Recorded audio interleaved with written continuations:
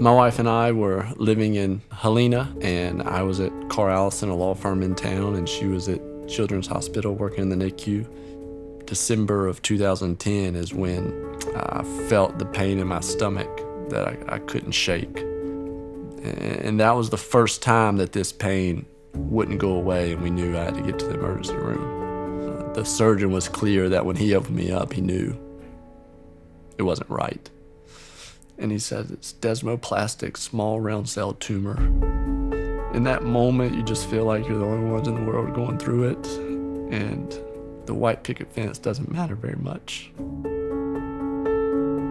After we absorbed the first blow of the news and had the family in and discussed it and talked about it, it became time to decide where we were going to go to get treatment. We decided Houston would be best, and so we chose MD Anderson. With surgery and with radiation, we're looking at 2 months at the minimum. That's if everything goes smoothly. That's if I have no complications with this very difficult surgery. Housing and where we're gonna live is not the top priority.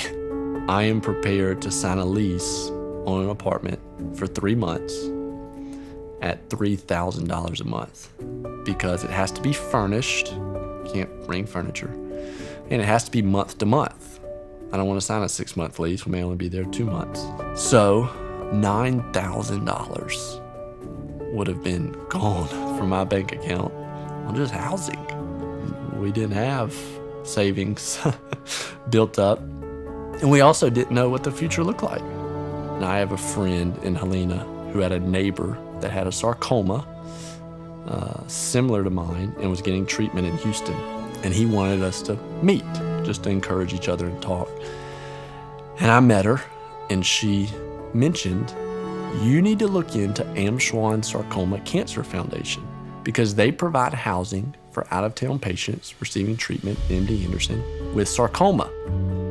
Got a free apartment with our own kitchen, with our own bedroom, and with people who loved us well through that extremely difficult time of loneliness, of sickness, of pain, of just a almost unbearable amount of unknown.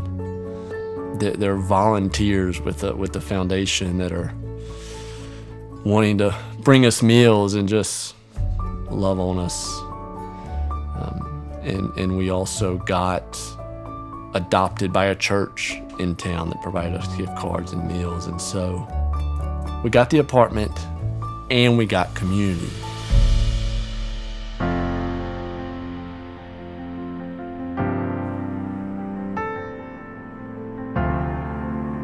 When I was back at work and living quote unquote normally, I really was wrestling with how am I going to tell my story? How am I going to tell God's story through me? I feel like cancer really brought perspective into what's important. And what motivated me was meeting people in a very difficult place and shining a light in it because I've been there.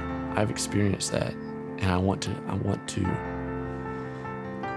to share that in a way that somebody who hasn't been there just can't share it.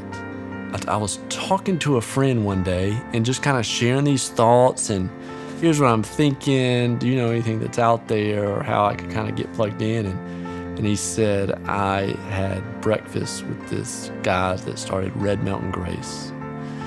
I had breakfast this morning with these guys from Red Mountain Grace, and you have to meet them. It's right up your alley. And within a week, I was sitting down with Jason Carroll and sharing my heart and hearing the vision of Red Mountain Grace, and the rest is history.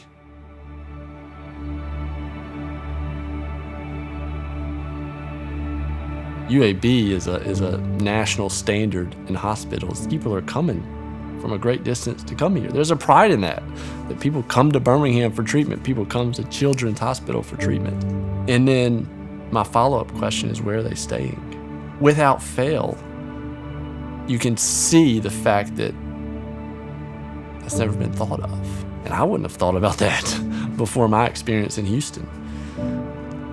And so our vision is to provide a very practical thing in housing, but also with a very strong community aspect to it. We want to love them well. An apartment is very much needed, but there's a deeper need there that we want to meet. There's a struggle happening in these dark places that is extremely painful, extremely scary.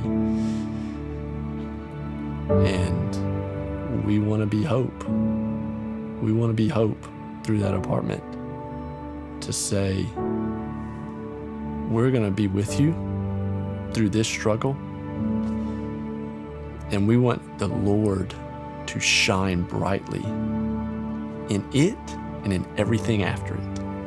When you start talking about the opportunity of meeting somebody in quite possibly the darkest moment of their life and saying,